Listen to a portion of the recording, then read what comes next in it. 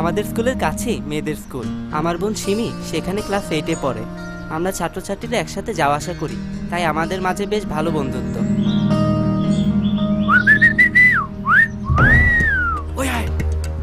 এই দাঁড়াও, তোমার লগে একটু কথা আছে। 1 মিনিট দাঁড়াও। এই শোনো, তোমরা যাও, ওর লগে আমার একটু কথা আছে। আপনারা এখন এখান থেকে যাবেন। যাইতে বলছি, যাও এখান থেকে। কইলাম না ওর সাথে আমার কথা আছে। কি হচ্ছে ওখানে? বুঝতেছি না তো কি হইতেছে। চল তো।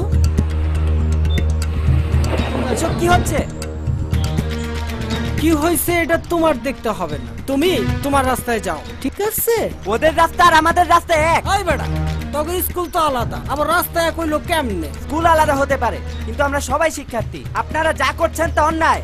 এই বেটা, বেশি পাকনামি করবি না, সইরা যা কইলাম। যা। আগে সরতে হবে আপনাদের। আপনারা ওদের বিরক্ত করবেন, আমরা এটা মেনে নেব না। বেশি রংবাজি করবি না, খবর খারাপ করে দিমু কইলাম, ঠিক আছে? যৌন হয়রানির জন্য আইনে কঠোর শাস্তির বিধান রয়েছে। আপনার যদি কখনো এই ধরনের পরিস্থিতির সম্মুখীন হন, সাথে সাথে আমাকে ফোন করবেন। আমার ফোন নাম্বারটা লেখেন।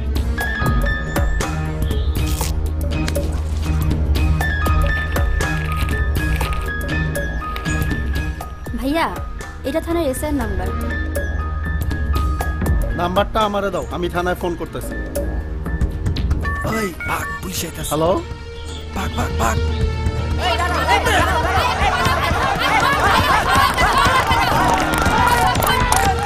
সকল প্রকার যৌন হয়রানির বিরুদ্ধে প্রতিরোধ গড়ে তোলার এখনই সময়। সম্মিলিত প্রতিরোধে অপশক্তি পালাবেই।